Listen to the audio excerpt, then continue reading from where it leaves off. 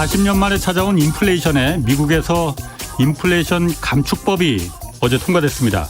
미국과 한국의 인플레 대책은 그런데 확연히 다릅니다. 먼저 이 정책의 시간표를 좀 보면 미국의 인플레 감축 법안은 4,400억 달러를 10년간 투입해서 비효율적인 산업과 에너지 구조를 10년이란 장기간에 걸쳐서 바꾸자는 건데 이 역점을 두고 있습니다.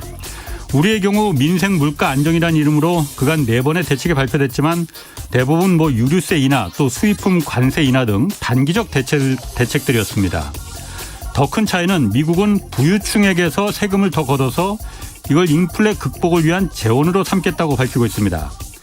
반면에 우리나라는 법인세와 종부세 등 부유층 감세를 통해서 민간의 자발적 투자를 유도하겠다는 방향입니다.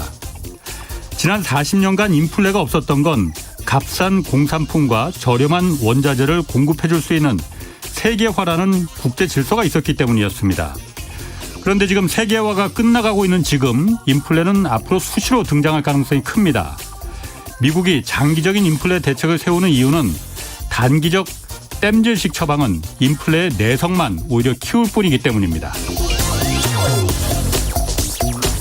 네, 경제와 정의를 다잡는 홍반장, 저는 KBS 기자 홍사원입니다. 홍사원의 경제쇼 출발하겠습니다. 유튜브 오늘도 함께 갑시다.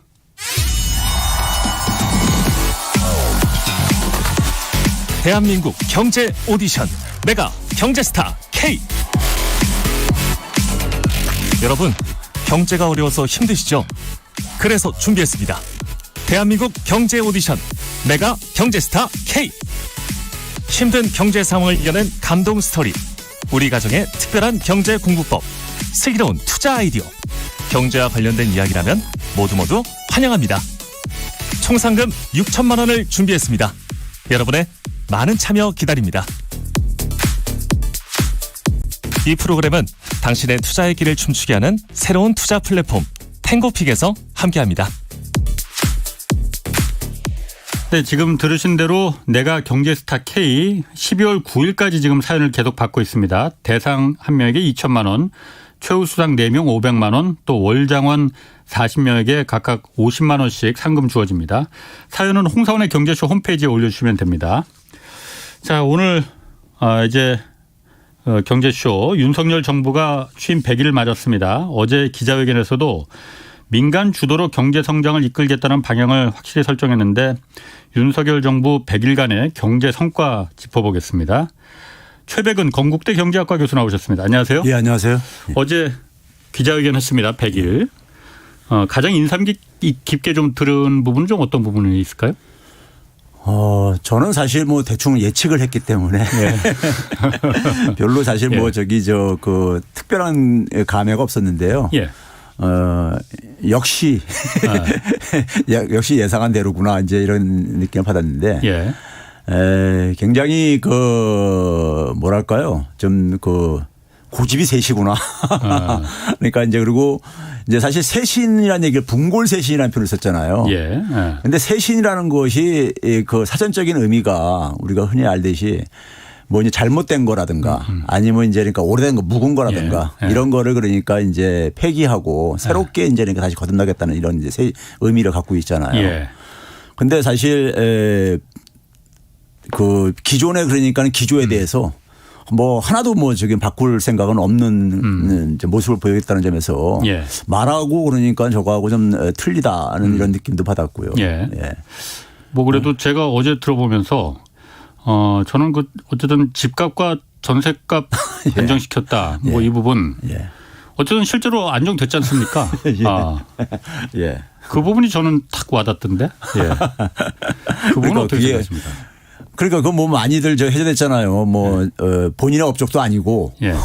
본인의 업적도 아니고 그다음에 이제 그리고 그 문제를 그러니까는 자기 업적으로 이렇게 만드는 제주도 진짜 놀라웠고. 예. 그리고 사실은 집값 지금 안정이라고 얘기를 했지만 전세값 안정이라고 했지만은 예.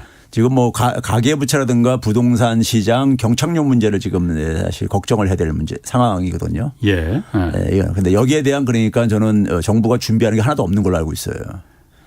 경착륙에 대비해서 지금 우리가 흔히 말해서 S공포를 얘기하잖아요. 예, 예. S공포, 스태그플레이션 공포요. 예, 예. 근데 우리나라 같은 경우는 스태그플레이션 공포가 끝날 이 진행돼 가면서 예. 소위 말해서 이제 그러니까 과거에 일본에서 그러니까는 그 자산 거품이 붕괴됐을 때 예. 소위 우리가 그걸 이제 D공포 혹은 그다음에 대차대조표 침체 이런 식으로 얘기를 하는데 예. 그런 것들이 지금 우리는 아른거리고 있거든요. 다른 나라하고 달리. 예. 다른 나라와 달리 예. 가계부채 때문에. 예, 그렇죠. 그런데 이제 그 지금 그러니까 이거를 뭐 그냥 한가하게 예. 집값, 전세값 안정시켰다 이런 얘기할 상황이 아니란 얘기죠. 제가 볼 때는. 미국에서는 요즘 그래도 연착륙할 수 있다라는 자신감 또 그 숫자들이 좀 나오잖아요. 경기 침체 없이 인플레를 잡을 수 있겠구나 하는. 예. 우리도 그럼 그렇게 좀 같이 묻어갈 수 있지 않을까요? 저는 어렵다고 봐요. 가계부채 때문에. 가계부채뿐만 아니라 예.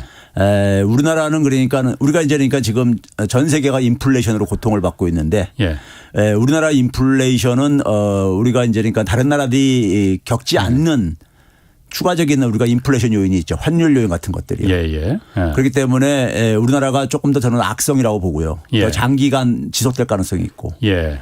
그리고 이제 그걸로 가장 이제 피해를 보는 게 아까 시작하는 멘트에서 말씀하셨지만은 우리는 지금 뭐냐면은 중산층 이하가 굉장히 지금 힘들어지고 하고 있어요. 예. 힘들어져 가고 있어 가지고 내수가 굉장히 지금 빠르게 지금 이제 그러니까 약화돼 가고 있습니다. 예. 수출 환경은 이미 악화됐고. 예. 그럼 뭐 내수하고 수출이 가게 되면 마이너스 성장 진입이죠. 예. 그런데 이것이 그 소위 말해서 회복될 가능성이 당분간 저는 안 보인다는 얘기죠.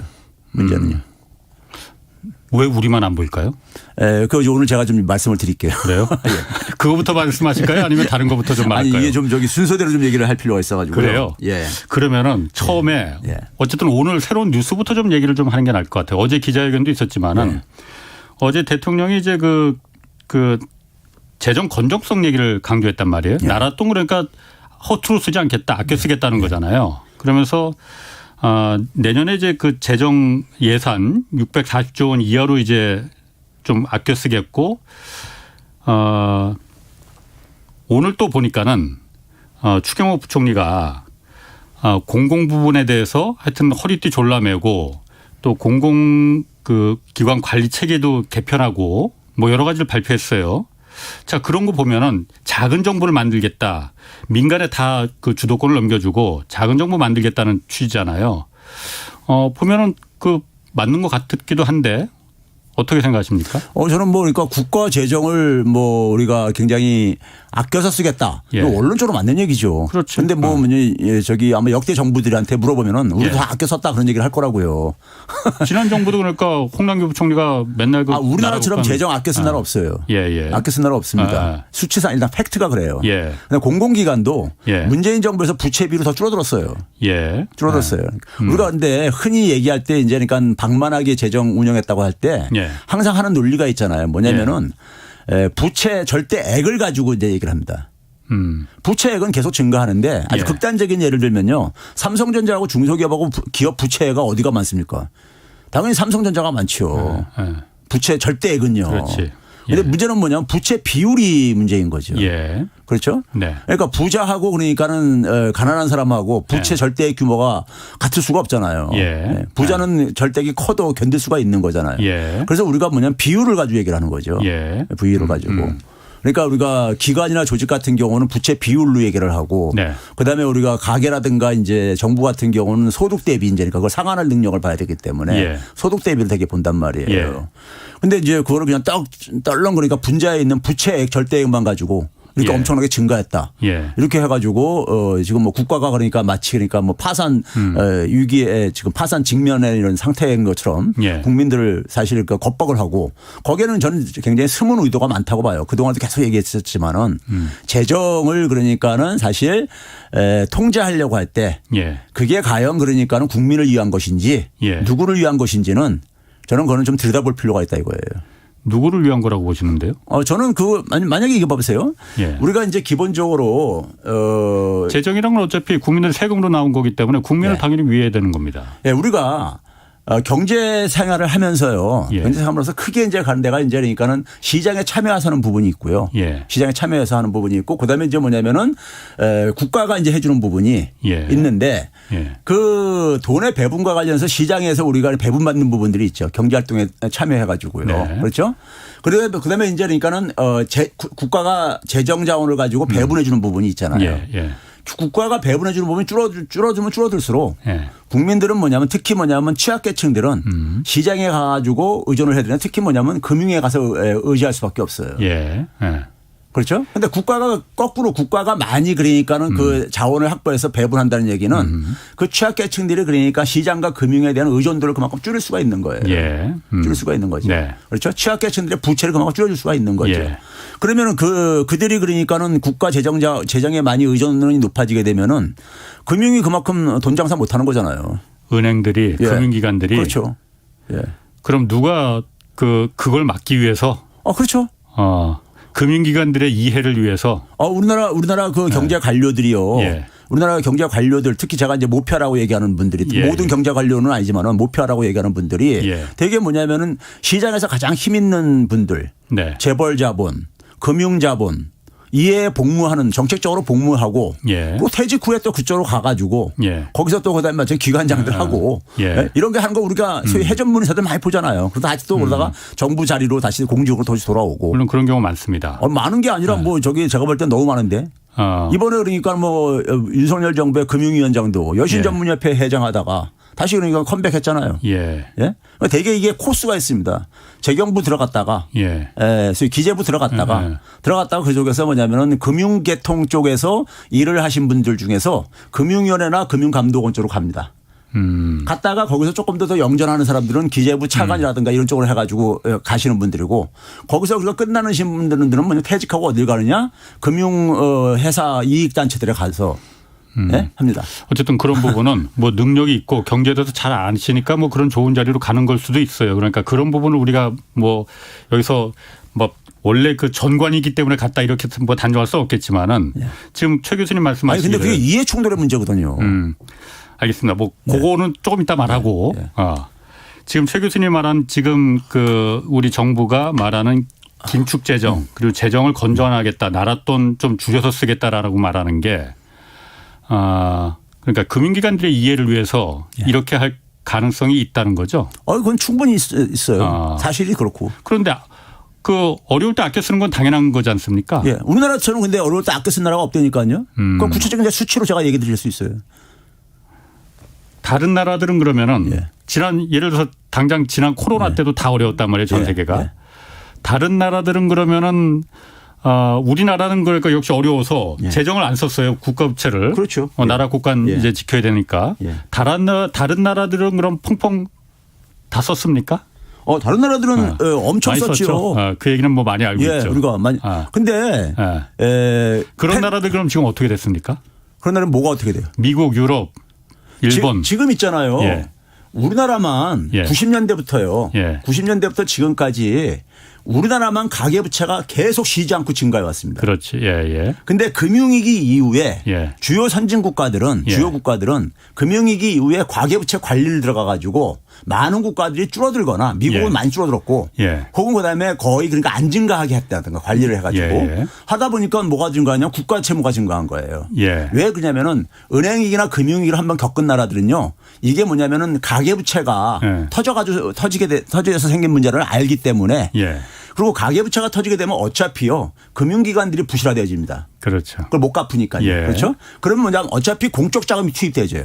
금융기관들 파산 못 시키니까요. 재정이 투입된다. 그러면은 재정이 투입돼가지고 국가 채무는 어차피 증가해요. 그러니까 오히려 뭐냐면은 이중률 하지 말고 오히려 가계 채무를 관리를 하고 국가가 감당하자 이런 방식으로 경험을 통해서 그들은 그걸 알고. 그래서 금융위기 이후에 우리나라만 그러니까 계속 가계채무가 급증을 하고 지금 전 세계 최고 수준이죠. 그런데 주요 국가들은 가계채무가 다 관리됐어요.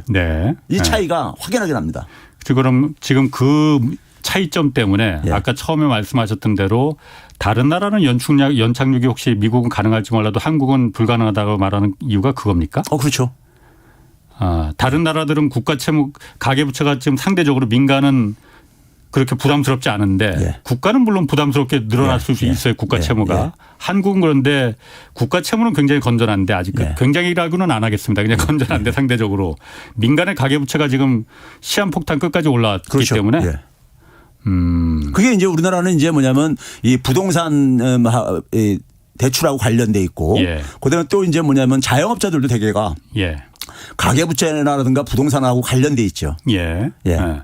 개인 사업자들이 되게 보게 되면 가계대출도 많이 받고 그러기 때문에 예. 그다음에 이제 부동산 담보로서도 많이 대출받고 그러기 때문에 예. 요 세 개가 예. 일본이 터졌을 때요. 일본이 예. 90대 초에 터졌을 때 일본이 가계부채가 사실 핵심은 아니었었어요. 일본은 기업부채였었습니다. 그 당시에. 예. 가계부채도 좀 이렇게 급증을 했지만은 예. 기업부채가 사실은 더 사고 쳤어요. 네. 사고 쳤는데 우리는 지금 그때하고 차이가 뭐냐면은 기업부채는 우리는 뭐 대기업들은 더구나 안정적이고 오히려 우리는 뭐냐면 이 그 자영업자라든가 그다음에 이제 그러니까 상대적으로 취약한 중소기업들 부채라든가 예. 이런 부분이 지금 우리는 가계부채와 더불어서 위험한 예. 상태죠. 예. 그러면 그러니까 더 취약한 거죠. 일본보다도요. 그럼 궁금합니다. 그러면은 근데 오늘 이 정부도- 얘기 뭐 할 게 아니라 아니 지금 제가 요거만 하나 좀 물어볼게요. 정부도 그걸 잘 알고 있을 거 아니에요. 예. 그러면은 지금 왜냐하면 정부가 긴축 재정을 하겠다고 하는 거는 예. 그나마 좀 국가 재정이 좀 여유가 있는데 앞으로 경기 침체 온다고 해요. 예. 그럼 다들 돈을 안 쓸 텐데 기업도 돈을 안 쓸 테고 예. 국민들도 지갑을 꽁꽁 닫을 테고 정부마저 돈을 안 쓰면은 예. 돈이 돌지를 않을 거 아니에요.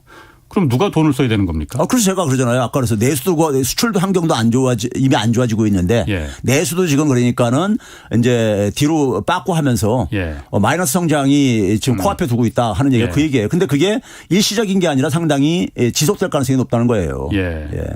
그리고 정부는 뭐 그거에 대해서 거의 기우제식으로 지금 그러니까 예. 이렇게 지금 그거를 바라보고 있는 거죠. 세계 경제 환경이 낮아가지고 예. 수출이 좀 환경이 회복되고 예. 이러길 기다리는 이건 기우제죠. 뭐 기우제. 그러면은 그 어제 회견에서도 이제 공공부문부터 이제 솔선의 서리띠 졸라매겠다. 그래서 오늘 또 공공기관 관리체계 개편안 발표됐는데 공기업하고 정부기관 한 42개 지금 그 줄이기로 했어요. 그러니까 작은 정부 만들겠다는 거잖아요. 돈 허투루 쓰지 않겠다. 이 부분은 좀 어떻게 보십니까 그러면? 이 공공기관 부채가요. 일반 국민들이 잘못된 그러니까 가짜 뉴스에 의해 가지고 오염돼 있는 게 문재인 정부에서 그러니까는 국가 채무는 그러니까 굉장히 낮다고 그러다 보니까는 공기업 공공기관 부채 포함하면 그냥 뭐 저기 굉장히 많다 이런 식으로도 막 얘기했잖아요. 근데 그것도 가짜 뉴스래 다요. 이 공공기관 부채에 대해서는요 기재부가 매년도 공공기관 경영 정보라는 걸 공시합니다. 이건 누구나가 들여다볼 수 있어요. 거기 보시게 되면은 우리가 흔히 그런 얘기하잖아요. 이명박 정부 때 정부 사업을 하기 위해서 공기업을 많이 활용했잖아요. 4대강 사업을 하기 위해서 수자원공사 가고 그랬었잖아요. 실제로 보게 되면 이명박 정부 2008년부터 2012년 동안에 공공기관의 부채 비율이요 133%에서 208%까지 증가합니다. 엄청나게 증가했었어요. 그 당시 그러니까 부채만 해도 203조 원이 증가했었어요. 역대 가장 많이 증가했던 거죠. 이거를 박근혜 정부 때 부채 비율을 많이 낮춰요. 어디까지 낮추면 167%까지 낮췄었어요. 부채 비율을요. 문재인 정부에서 지난해 어디까지 낮췄냐면 151%까지 또 낮췄어요. 이게 현실이라고요. 그리고 문재인 정부에서 뭐냐면 순자산 그러니까 자산에서 부채를 뺀 이게 가장 많이 증가를 했어요. 그리고 공공기관이 굉장히 문재인 정부에서 건전해졌어요. 재무 상태가. 그러니까 우리 그래서 일부 언론들에서 이런 식의 보도가 나온 걸 제가 봤어요. 이 공공기관의 부채가 583조에 달한다. 이렇게 얘기했단 말이에요. 근데 그 부채 절대액만 가지고 얘기를 하는 거예요. 2016년 박근혜 정부 마지막 해인 2016년에 공공기관 부채가 얼마냐면 500조가 돌파됐었습니다. 그러니까 지난 5년 동안에 그러니까 한 80조 정도가 더 증가한 거예요.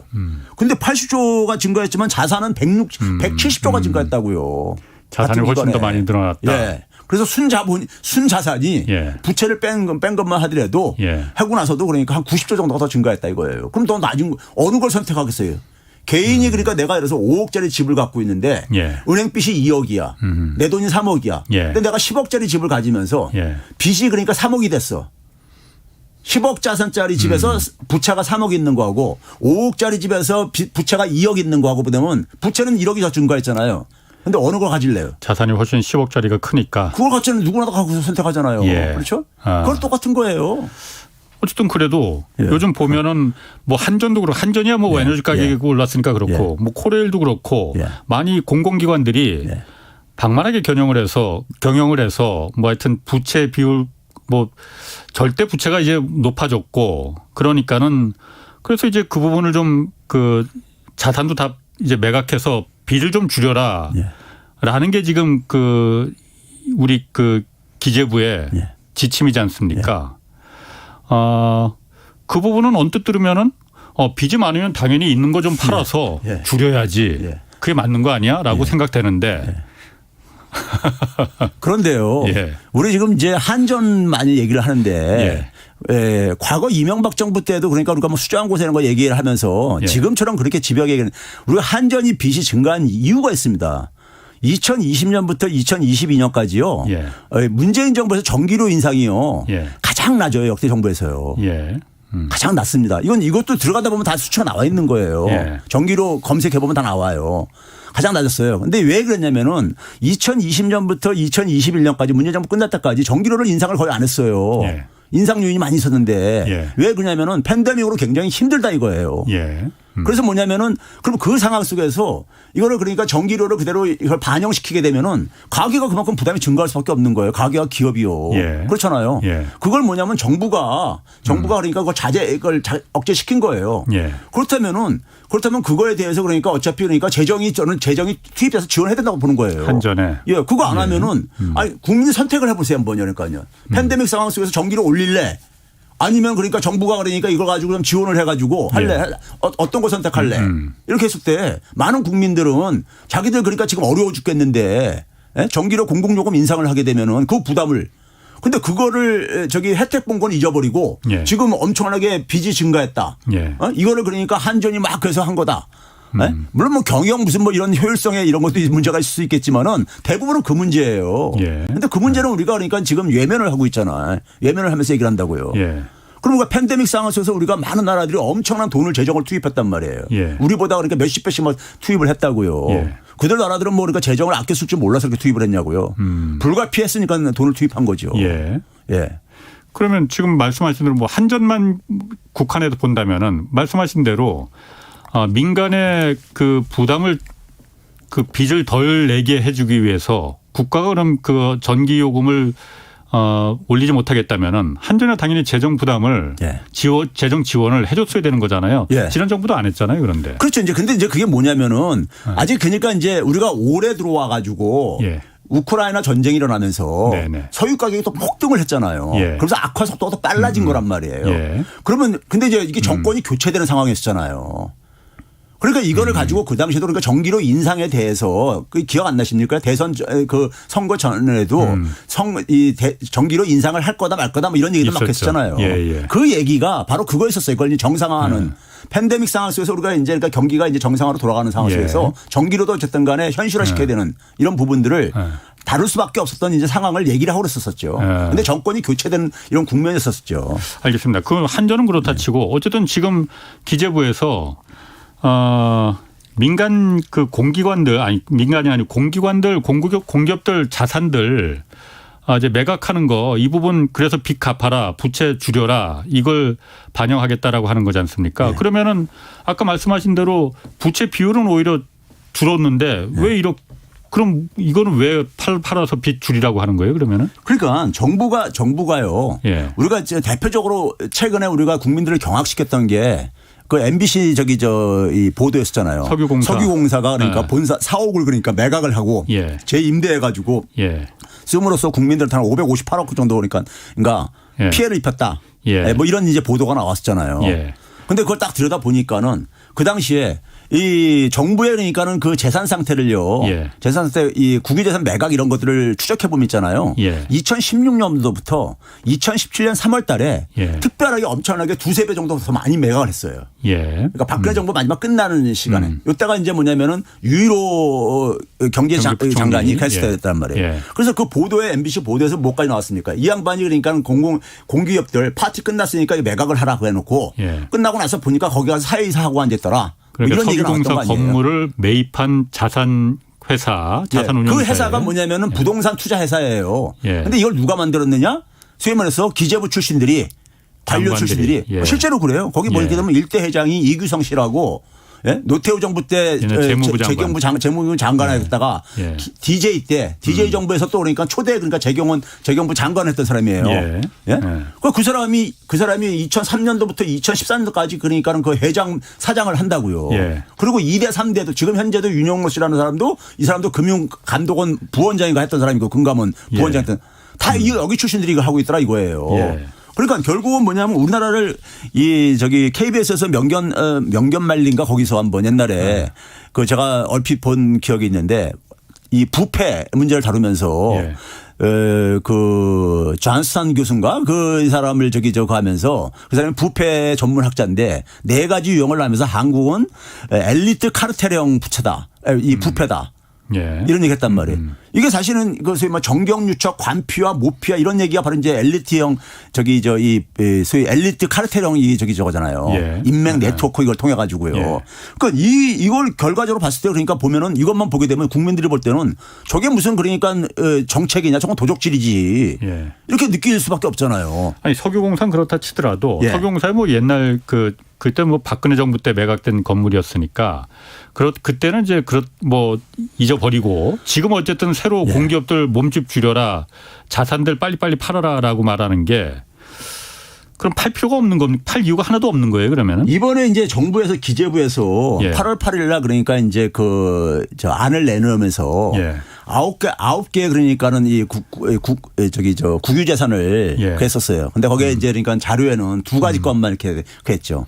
2가지가 뭐냐면 시흥하고 성남에 있는 이제 그러니까는 부동산이요. 예. 하고 나머지는 다 서울에 있는 건데 7건이 6건이 강남에 있는 거고 강남에 예. 노른자에 있는 거고 예. 한 건이 그러니까 저기 성북구 정릉동에 있는 건물이고 이렇거든요. 근데 국유재산과 관련해 가지고요. 국유재산 함부로 처분 못 합니다. 국유재산은 국유재산 법에 따라서 이게 처분하게 돼 있어요. 예. 이거를 보게 되면요. 국유재산은 대개 행정재산과 그다음에 일반 재산으로 나누게 돼 있습니다. 예. 행정재산은 처분이 불가능하게 돼 있습니다. 아예. 법적으로요. 예. 그래서 이번에 기재부가 내놓은 것 중에서 보게 되면은 법도 개정하겠다. 왜 지금 이거 법을 안 바꾸는 하는 한에서는 팔기가 힘들게 돼 있거든요. 예. 그래서 행정재산은 처분이 불가능해요. 지금 예. 현행 법상으로는요. 예. 두 번째 일반 자산의 경우에도 처분을 어떻게 아주 명확하게 규정해 놓고 있어요. 어떻게 규정하고 있냐면 3가지입니다. 공중의 안전에 위험하거나 예. 당연히 공중의 안전에 위험하면 처벌해야 되죠. 그다음에 예. 뭐냐면 재산 가치에 비해서 유지라든가 보수 비용이 더 많이 든다거나. 예. 그다음에 3번째는 뭐냐면 노후화로 인해 가지고 철거가 불가피한 경우 이 3가지를 딱 이렇게 국한시켜 놨어요. 예. 그러니까 여기에 보게 되면은 이번에 기재부에서 내놓은 것들이 하나도 안 맞는 게 없어요. 예. 맞는 게 없다고요. 예. 그러면 뭐냐면은 이거를 국유재산을 대개 그러니까 관리하거나 처분하는 것을 위탁받는 데가 캠코입니다. 한국자산관리공사라고요. 그렇죠. 그렇죠? 예, 예. 그 9건 중에서 캠코에 들어가게 되면요. 누구나 검색할 수 있어요. 예. 그 국유재산들 그걸 이 주소 입력하게 되면은 예. 강남에 있는 두 개 건물들 같은 경우는 매각 제한 대상으로 이렇게 분류가 돼 있는 것들이에요. 예. 그러니까 이거는 바로 뭐냐면은 기재부가 만든 국유재산 처분 기준에 따라서 하게 돼 있는데 기재부가 정한 기준이 뭐냐면은 국유재산을 일반 재산을 4가지 형태로 구분을 해요. 유형을요. 예. 그게 뭐냐면 하나는 뭐냐면은 소위 말해서 그 개발형. 개발해 가지고 이걸 활용한다는 거고. 예. 그다음에 2번째는 활용형. 보존형 이렇게 했는데 이 3가지는 매각을 못 하게 돼 있어요. 매각할 수 있는 게 뭐냐면 처분형. 으로 분류된 재산이 되는데 예. 처분형 재산이 어떻게 정의가 돼 있냐면요. 독립적으로 활용 가치가 적은 재산. 독립적으로요. 두 번째는 뭐냐면 보존이 부적한 경우. 예. 근데 이 9건이 여기 하나도 안 맞지가 않다고요. 하나도 안 맞는다. 예. 그래서 이걸 가지고 어느 기자들이 예. 이거 처분할 수 없는 거 아니냐 그랬더니만은 이 지침은 바꾸면 된다. 이런 식으로 대답했다는 거 아닙니까? 공무원들이 그러니까요. 그 법에 정해져 있는데 법을 바꾸려면은 의회 그 동의가 필요할 텐데. 기재부에서 예. 그러니까는 거기 이번에 대책을 내놓은 게 보게 되면 공공기관 이 공인재산 매각에 보게 되면은 거기 명문화 돼 있습니다. 뭐라고 돼 있냐면은 법 개정. 예. 법 개정도 그러니까 포함돼 있어요. 안 해요. 지원책도 뿐만 아니라. 그렇군요. 알겠습니다. 하여튼 뭐 제가 팔려고 하는 게 아니니까 너무 저를 혼내지 마시고. 아니 그게 아니라 이 얘기가 사실은 이거 이상의 얘기가 함축돼 있기 때문에 그런 거예요. 어떤 이상의 얘기가 뭐가? 이게 지금 우리가 많은 분들이 지금 관심을 안 갖고 있는 게 이 소위 말해서 재정 준칙이라는 게 있잖아요. 오늘도 추경호 장관이 말했어요. 그러니까 재정 준칙 올해 안에 입법화하겠다라고. 근데 우리가 예를 들어서 이렇게 생각해 봐야 됩니다. 한 사회가 인간은 그러니까 우리가 의식적으로 경제 활동을 하잖아요. 그럼 한 사회가 1년 동안에 생산한 생산물이 있습니다. 생산물 중에서 사회적인 몫을 그러니까 일부 떼냅니다. 그게 바로 뭐냐면은 현대적으로 얘기하면 세금을 걷어가지고 국방에 쓴다거나 치안에 쓴다거나 교육에 쓴다거나 뭐 이런 것들 그러니까 떼내는 게 있잖아요. 우리가 그러니까 월급쟁이들이 월급을 받으면 세금 다 떼고 나머지만 들어오잖아요. 그렇죠? 그래서 사회적 몫입니다. 그게 그러니까요. 그리고 나머지를 가지고 개인의 능력에 따라서 이렇게 배분이 되어지는 거죠. 그렇죠. 그러면은 이 사회적 몫을 얼마만큼을 그러니까 우리가 확보할 것인가 그리고 어디다 쓸 것인가를 결정은 누가 하는 겁니까? 국민들이 하는 겁니다. 국민들이 하는 거예요. 그 국민들이 한다는 것이 국민들이 직접 할 수 없다 보니까는 우리가 일반 지방자치제 같은 경우는 단체 같은 경우는 뭐 주민 참여 예산제 뭐 이런 것도 막 이제 하는 이유가 그런 정신을 살리기 위해서 그런 건데 국가에서는 뭐냐면 그걸 우리가 이제 위임을 하죠. 누구한테? 대통령과 국회의원 선출 권력들한테요. 그렇죠? 그래서 선출 권력들이 재정 자원은 그러니까 사실 자기들이 결정할 수 있게 돼 있어요. 국민들한테 그러니까 심판을 받아 가지고요. 그렇죠? 근데 이거를 현실적으로 보게 되면 우리나라 기재부가 이 권한을 엄청나게 갖고 있어요. 기재부가 재정 관료들이요. 재정 관료들이 그러니까 기본적으로 이것을 정치인들이 소위 선출 권력들이 이거를 그러니까 마음대로 쓰지 못하게 이 족쇄를 채우는 거예요, 이게요. 재정 준칙이라는 게. 재정 준칙이라는 걸 모르는 분들도 있으니까 재정 준칙이라는 건 그러니까 국가 이제 그 부채와 재정 적자 규모를 일정 기간 일정 수준 이하로 강제로 정하겠다 딱 이거잖아요. 그러니까 국가 부채 어느 정도 이상 일어나고 그러면은 나라가 절단 나더라도 더 이상 그 재정을 더 걷진 않겠다 이거잖아요.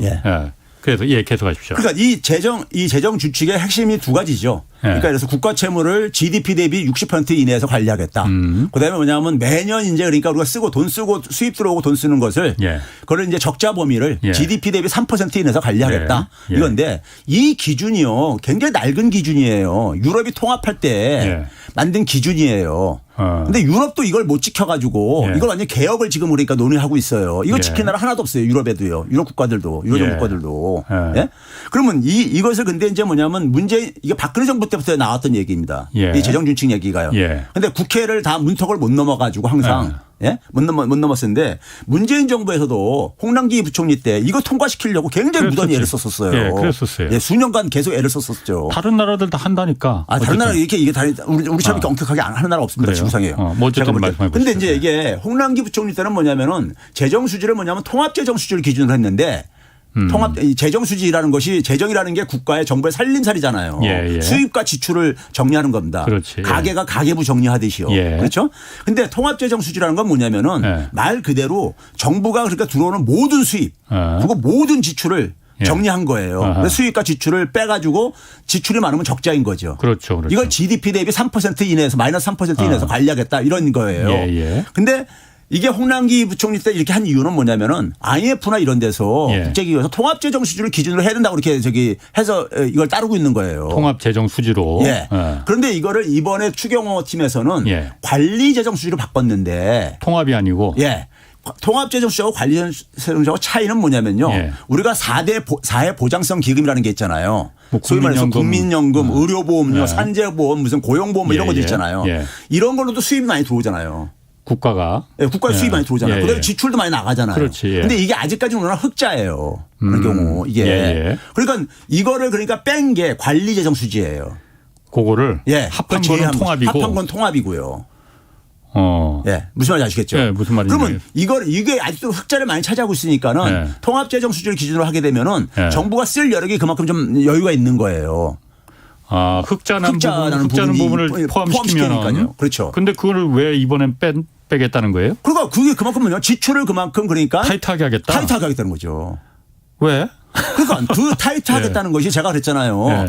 이 재정에 대한 권한은 누구 거냐? 예. 행정수반인 대통령과 예. 그다음에 그걸 예산안을 그러니까는 그 통과시켜 주는 게 국회잖아요. 예, 예. 선출 권력들의 몫이에요. 예. 국민이 위임받은 선출 권력들의 몫인데 예. 이거를 뭐냐면 재정 관료들이 뭐냐면 선출 권력들이 그러니까는 이것을 이 권한을 행사하는 것을 제한시키겠다는 거예요, 이게요.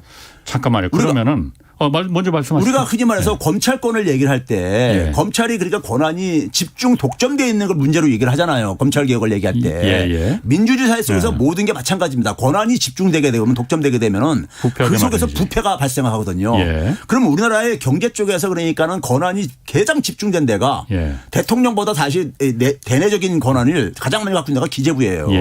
기재부 한번 정부 조직법 봐보세요. 못하는 거 없어요. 뭐 예산부터 모든 걸 다 갖고 그게 아니라 있으니까. 국가 장기적인 발전 전략도 기재부가 하게 돼 있어요. 이걸 저는 왜 기재부가 해야 되는지 모르겠는데 하여간 다 하게 됐어요. 그러다 보니까는 기재부 출신들이 당연직으로 국무총리 조정실장을 이 기재부 출신들 합니다. 그렇죠. 왜냐하면 국무총리가 내치를 하게 돼 있는데 국무총리가 대개 정치인 출신이 가게 되면은 그 밑에 실무장관이 국무조정실장이거든요. 지금 박문규 국무조정실장도 기재부 차관 출신이고. 역대 국무조정실장은요 다 기재부 출신이에요. 당연직으로 하는 이유가 기재부의 권한 때문에 그래요. 잠깐 거기 더 진도 나가기 전에 제가 요거 물어볼게요. 그러면 아까 통합 재정 수지로다가 해서 재정 준칙을 마련하겠다고 했잖아요. 마련한다고 했잖아요. 다른 나라들은 어떻게 합니까? 다른 나라들은 그러면은 통합 재정 수지로 합니까? 아니면 통합 재정 수지로. 관리 재정 수지도 그러니까 참고용으로는 가지요. 집계를 하죠. 근데 국제적인 비교는 통합 재정 수지를 한다 이거예요. 왜 그러냐면 정부가 결국은 쓸 돈과 나갈 돈을 그래서 어느 돈은 빼고 어느 돈은 포함시키냐. 이게 그러니까 더 그러니까는 문제일 수가 있다 이거예요. 자의적으로. 나라들마다 사정이 틀리고 그러기 때문에 그냥 그러니까 다 들어오는 거 나가는 거를 가지고 이걸 정리하라 이거죠. 그러니까 국민연금이나 산재보험이나 이런 거는 아직까지 흑자인데 그것도 다 포함해서 재정 준칙을 다른 나라는 다 마련하고 있는데 그게 국제적인 기준이에요. 우리나라는 이번에 하겠다는 거는 그거 흑자라는 건 빼고 나머지 그러니까 세금 들어오는 거 요거만 해서 재정 준칙을 마련하겠다. 요거 맞게 쓰겠다. 그런데 이제 이 관리 재정 수지로 하더라도 올해 그러니까 추경호 팀에서 올해 그 관리 재정 수지 적자 규모가 어떻게 전망하냐면 GDP 대비 마이너스 5.1%로 전망을 하고 있어요. 그건 2차 추경할 때 제출을 했던 겁니다. 국회에다가요. 제가 이건 다 팩트가 있는 것들입니다. 근데 이거 3%로 이제 맞춰야 되잖아요. 안 맞네. 안 맞죠. 2.1% 초과되는 거예요. 이 돈이 어느 정도냐면은 45조 원 정도 해당되는 거예요. 좀 감세 많이 하고 뭐 그런데 45조 원 추가 확보해야 되잖아요. 이거 어디서 확보겠습니까? 그러니까 뭐냐면 지출을 줄인다고 해서 공무원 월급 1%로 뭐 저 낮춘다 이렇게 얘기하잖아요. 그래서 하급 공무원들이 막 반발하고 막 이제 그러는데 지출 줄이는 거는 이게 한계가 있다고요. 쉽지 않죠. 지출 줄인다는 것이. 현상을 동결하는 건 문제도 힘든데 그렇죠. 근데 이제 뭐냐면 추가적인 수입을 확보해야 되는데 세금을 오히려 감세를 해가지고 향후 5년 동안 한 60조 이상이 지금 그러니까 펑크 난다는 거 아닙니까? 매년 한 12조에서 13조 정도. 이게 지금 기재부 추산으로도요. 제가 생각해보니까 또 과소추계했어. 근데 어쨌든 간에 60조 정도 이상이 그 된다는 거 아닙니까? 그런데 거기다가 45조를 더 올해만 하더라도 추가 확보해야지만이 마이너스 3% 목표치를 달성할 수가 있어요. 그럼 이게 뭡니까? 그래서 국유재산 매각이 거기에 있는 거예요. 그거 그럼 보태려고? 그럼요. 자, 이거 봐보세요. 근데 우리가 이런 겁니다. 개인이 내가 재산이 있잖아요. 재산이 있는데 어느 분이 그러니까 예를 들어서 가장이 가다 실직자가 됐어. 그럼 생활비가 필요할 게 아닙니까? 생활비가 필요할 때 그러니까는 지금 뭐 생활비 마련할 수 있는 게 재산을 활용을 해가지고 재산을 그러니까 이제 집을 그냥 담보로 해가지고 은행에서 대출을 받아. 대출을 받아요. 대출을 받아가지고 그걸 가지고 그러니까 생활비로 쓸 수가 있잖아요. 그렇죠? 지금 그런 식인 거야. 그러니까 이게 그러니까 국유재산 매각을 하게 되면은 국가의 재산이 축소가 되는 거예요. 축소가 되는 거잖아요. 그만큼요. 그런데 그 국유재산 매각하는 것은 세외 수입으로 잡힙니다. 정부에 그러니까 재정에. 세금 외 수입으로 잡혀요. 이게 재정에 편입이 될 수가 있는 거예요. 그러면 그해 재정은 지출은 그러니까 한 해만을 이렇게 보는 거고 그 해는 좀 좋아질 수 있겠네. 재산은 이게 수십 년간 누적된 결과인 거거든요. 그러니까 재산이 줄어드는 거에 대해서는 아무도 이 언론들이 보수 언론들이 이거에 대해서는 전부 다들 그러니까 외면을 합니다. 박근혜 정부 때 이게 그러니까 한 150 정도가 줄어들었었어요. 순 재산이요. 국가 재산이. 국가 재산이요. 근데 그거에 대해서는 우리가 개인이 내 재산이 줄어들게 되면 굉장히 기분 나쁘잖아요. 예. 예? 기분 나쁜데 국가 재산이 그렇게 줄어드는 거에 대해서는 외면들 합니다. 근데 국가 채무가 증가하는 거는 굉장히들 걱정들 하고 있잖아요. 그렇죠? 박근혜 정부 때 그럼 그렇게 아까 몇 조가 몇 조가 줄어들어갔지? 150조가 줄어들었으면 예. 그 150조 매각한 걸 누가 샀습니까? 그때 그러니까 우리가 최근에 나온 것이 2016년도 얘기에 석유공사 그 얘기가요. 제일 대개 이제 그러니까 매달 이제 그러니까 매각이 있습니다. 예. 일반적으로. 그러니까 한 해에 대개 보게 되면 2조 원 안팎의 예. 국유재산 매각이 있어요. 국유재산법에 따르게 되면은 국유재산 예. 매각하고 매각하고 그러니까 다시 그러니까 그것을 보충하는 것을 예. 균형을 맞추라고 돼 있어요. 예. 들어있는데 그래서 한 2조 원 정도로 되게 안팎에서 예. 문재인 정부 조금 줄어들었지만 하여간 2조 원 안팎에서 이게 이루어졌는데 그 해만 2016년과 2017년 3월 달에만 이게 한 3배 범위로 증가를 합니다. 예. 증가를 해요. 예. 매각이. 예. 예. 그럼 그런 부분들을 어쨌든 이번에도 뭐 그게 뭐 돈이 한두 푼 있는 게 수백억 수천억 단위일 테니까 뭐 그렇죠. 개인들이 누가 뭐 살 수는 없을 테고. 그렇죠. 이건 되게 뭐 이제 기업이라든가 예. 아니면 그러니까 투기자본들이. 우리가 이제 부동산 투자회사라든가 예. 예? 그런 데서 살 수밖에 없고 그건 어쨌든 국가 자산이 그럼 줄어드는 거다. 예. 황금알을 낳는 거위를 갖다가 배를 가르는 거다 이렇게. 아까 제가 얘기했잖아요. 9건을 기재부가 이렇게 적시를 했는데 예. 9건이 굉장히 알짜 자산들이에요. 예. 그러다 보니까 기재부의 보도 자료를 보시게 되면은 예. 민간의 활용 가치가 높은 재산을 팔겠다 이렇게 돼 있어요. 그런데 민간의 활용도가 높은 것은 여기 아까 제가 얘기했잖아요. 기재부가 처분이 가능한 지침에 의하게 되면은 그런 건 전부 다 민간이 별로 매력적으로 생각 안 하는 재산들이에요. 처분 대상 이런 재산들은요. 예. 근데 뭐냐면 그걸 피하기 위해 가지고 민간이 원하는 재산들. 근데 민간이 원하는 것은 수익이 그만큼 높은 걸 수밖에 없는 거잖아요. 그렇죠. 근데 수익이 안 나는 건 소위 말해서 정부가 돈이 사지가 필요로 않지. 하면은 예. 공공기관들은 그러니까 채권을 발행할 때 예. 정부 국채랑 거의 비슷해요. 이자율이요. 예. 정부가 보증하는 데니까요. 예. 그렇죠? 그러면 그 이자율이 우리나라에서 가장 낮은 이자율이라고요. 예. 근데 그걸로 조달하는 게 훨씬 더 비용이 절감되는데 저기 강남에 있는 그러니까 삼성동, 대치동, 신사동에 있는 그 건물들을 팔아가지고 임대 수익이 이 수익률이 훨씬 더 높은데 수익률 높은 건 팔고 수익률 낮은 국채 발행은 안 하고 예. 이거 개인이면 이렇게 하겠냐고요. 삼성동에 예전에 그 한전 부지도 현대그룹에 10조 원에 팔았죠, 그게. 그렇죠. 지금 그게 한 40조 됐다는데. 예.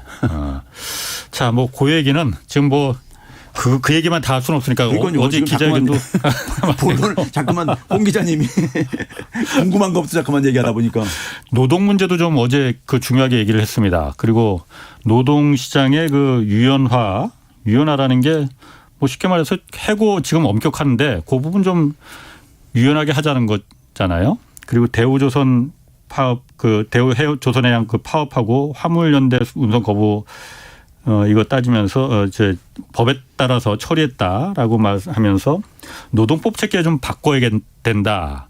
그래서 독일의 사례도 좀 많이 들었어요. 뭐 독일의 하르츠 개혁을 아마 말하는 것 같아요. 좀 그런 노동이 그 유연화 뭐 이런 문제는 어떻게 좀 들으셨습니까? 이게 지금 저는 이제 윤석열 정부 100일을 평가하면서요. 예. 제가 이제 흔히 이제 그런 얘기합니다. 이거 예고된 실패였다. 예. 그리고 뭐냐면 향후 상황은 더 악화 일로를 걸을 거다. 예. 그 이제 근거가 있습니다. 100일만 보고 어떻게 하냐 이렇게 얘기할 수 있는데 예. 자, 우리가 국정 운영이라는 것은요. 국정 운영의 성공 조건이라는 게 있습니다. 최소한에. 예. 그게 기본적으로 뭐냐면 대통령의 철학이 있어요. 대통령이라는 것은 일반 사람과 다르고 예. 일반 정치인하고 다른 아주 특별한 정치인이란 말이에요. 예. 예? 대통령은 그래서 나름대로 국정 운영에 대한 철학이 있어야 되는 거예요. 예. 철학이 있어야 되고 그다음에 뭐냐면 대통령이 그러니까 뭐냐면은 자기가 이 국정 운영하는 시대에 그러니까 국민들의 그러니까 마음을 고통을 잘 해결해 주고 예. 그리고 뭐냐면 국가의 그러니까 소위 말해서 발전의 모멘텀도 만들고 이러려면은 예. 그 시대에 대한 그러니까 정확한 과제에 대해서 정확한 이해가 필요합니다. 예. 그걸 통해서 방향 설정을 해야 되고 그 목표를 실행하기 위해서 행정자원을 그러니까 행정의 수반이기도 하잖아요. 행정자원을 그러니까 동원한 자원들을 파악을 하고 그것을 그러니까 목표를 달성할 수 있는 전략과 책략들을 그러니까 마련을 해야 되는 거예요. 국정 운영은요. 그런데 윤석열 정부가 이렇게 그러니까 엉망진창이 된 이유가 국민들이 굉장히 지금 불안하게 바라보는 이유가요. 예? 저는 굉장히 성공하길 바라는데 엉망진창이라고 단언하지 마시고. 아니 국민들이 굉장히 불안한. 예, 우리가 예. 이번에 호우하면서 무정부 상태라는 이런 표현을 우리가 쓰고 그러는데 예. 그게 된 이유가 있다는 얘기예요. 그게 뭐냐면 대통령 철학을 그러니까는 모르시는 분이야 이분은요. 예. 그러니까 우리가 흔히 말해서 비정치인 출신 대통령이라는 말에서 그게 사실은 이제 어떻게 보면 그 비롯된 건데 예. 대통령이라는 건 뭡니까요? 대통령은 뭐냐면은 국민들이 그러니까 소위 말해서 선거를 통해 가지고 최고의 정치 권력을 다 위임을 한 거예요. 예. 그러면 이 국민들이 그러니까 위임을 했다는 것은 대통령의 그 역할이란 건 뭐냐면요. 정치의 역할이란 건 뭐냐면요. 사람이 살아가면서 사람은 기본적으로 두 가지 그 욕망과 두 가지 문제를 해결을 해야 됩니다. 하나는 뭐냐면 생존에 대한 욕망이죠. 거기에 이제 그러니까 번식 욕망도 포함되는 것이고요. 예. 그걸 대개 우리가 일반적으로 현대 자본주의 사회 속에서는 시장의 경제 활동을 통해서 해결을 합니다. 그다음에 뭐냐면은 우리가 사람들이 그러니까 혼자 살 수 없잖아요. 혼자 살면은요 정치라는 건 필요 없습니다. 그런데 우리가 다른 사람들과 함께 살아야 되기 때문에 관계를 맺어야 돼요. 다른 사람들과요. 그게 바로 공동체지요. 공동체를 이루면서 공동체의 문제라는 게 그게 바로 정치 문제인 겁니다. 그렇죠? 그 정치 문제가 근데 우리가 시장이라는 곳은 1원 1표가 작동하는 곳이에요. 네네. 그러니까 결국 돈의 힘이 경제 권력이 지배하는 곳입니다. 그러니까 거기는 기본적으로 불평등해질 수밖에 없어요. 기울어진 운동장일 수밖에 없어요. 태생적으로요. 그런데 정치는 뭡니까? 1인 1표잖아요. 그렇지. 민주주의 원칙이 작동하는 세계입니다. 정치의 세계는요. 대통령은 바로 이 정치의 세계를 담당하시는 분이에요. 그럼 바로 뭐냐면은 시장에다 맡기게 되면 어떻게 되냐면 정글이 되는 겁니다. 정글이. 동물의 세계가 돼버리는 거죠. 승자 독식이 되고 자본이 강자가 될 수밖에 그렇죠. 없죠. 그게 정치가 해야 될 일이 뭐냐면 그 기울어진 운동장의 기울기를 약간 좀 이렇게 개선하는 거예요. 지나치게 이게 나빠지지 않도록요. 뭐 그게 국가가 할 일이기도 그렇죠. 하고. 국가가 할 일인 거잖아요. 그래서 그렇게 했을 때 정치가 하는 영역이 그건데 그렇다면 근데 윤석열 대통령은 취임 전부터 무슨 얘기를 했었습니까요? 52시간제 폐지라든가 소위 말해서 친기업적인 친자본적인 이런 얘기를 어차피 시장은 자본과 기업이 우위에 있는 영역이에요. 게임에 있어서요. 절대적으로 우위에 있는 영역인데 거기에 정부까지 그러니까 기업 입장에서 기업에 좀 그러니까 편중돼 가지고 이런 입장을 갖고 있다. 중대재해처벌법을 그러니까는 개정을 시사한다든가 지금 노동시장 유연도 마찬가지고요. 따라서 누가 좋아하는 겁니까? 기업 입장에서 가는 거잖아요. 솔직히 말해서요. 그러면 그런 게 그랬을 때 정치의 역할을 모르고 계시는 거죠. 시장은 그러니까는 대통령이 그렇게 신경 안 써도 우리가 과거 우리가 잘못된 우리가 기술이 발달했는데 과거에 낡은 규제가 있으면 그런 거나 그러니까 제도적인 정비만 해주면 되는 것이지. 그럼 국회와 더불어 가지고요. 시장이 워낙 한쪽으로 기울어진 곳인데 거기에 그러니까 더 가세를 해가지고 한다면 무슨 말인지 알겠습니다. 어쨌든 저희가 그래서 뭐 최백운 교수님 모시고 다음에 저희가 또 어쨌든 이 보수 쪽의 경제학자들도 좀 저희가 좀 모여서 좀 얘기를 좀 듣고 싶은데 열심히 섭외하고 있는데 뭐 그렇게 나오겠다는 분이 그렇게 의외로 많지 않습니다. 열심히 지금 섭외를 하고 있고 그래서 뭐 시간이 그렇게 많지 않으니까. 지금 그래서 어쨌든 노동 문제만 마지막으로 하나 좀 더 짚어보면은 어제 그 노동 유연성에 대해서는 일부 공감하는 부분 뭐 저도 있습니다. 그러니까 우리 사회가 사실 너무 뭐라고 해야 될까요? 그러니까 강한 노조 안에 있는 정규직들은 철밥통이라고 하잖아요. 이런 부분 좀 고쳐질 필요 저도 있다고 봅니다. 그런데 그런 부분을 말하면서 사실 이게 양극화를 또 해소하겠다. 이게 서로 정반대의 얘기인데 가능하겠느냐라는 부분도 좀 있거든요. 어떻습니까? 그러니까요. 우리가 노동시장 유연화를 얘기할 때 맞습니다. 우리가 소위 말해서 새로운 기술 분야와 관련해 가지고는 흔히 말해서 우리가 뭐 재택근무, 원격근무, 자율근무 뭐 이런 것들이 가듯이 그런 분야들은요. 사실 노동시간도 그렇게 엄격하게 그 과거의 기준이 저는 더 이상 불필요하다고 봐요.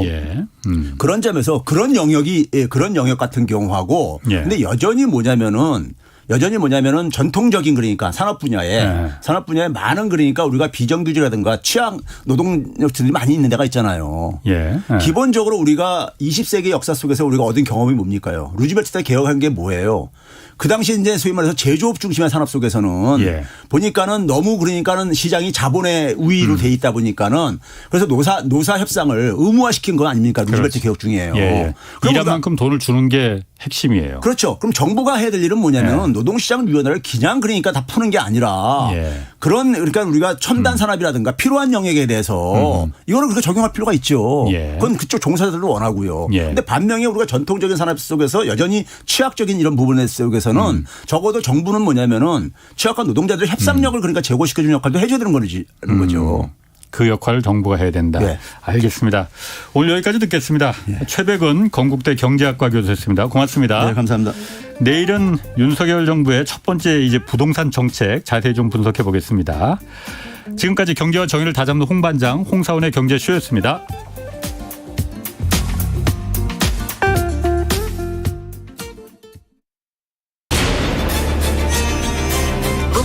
K 드라마 And the Oscar goes to Parasite. K 무비 K 팝 세계를 뒤흔들고 있는 K 열풍 이제 최경영의 최강 시사가 이어갑니다. 대한민국 대표 K 시사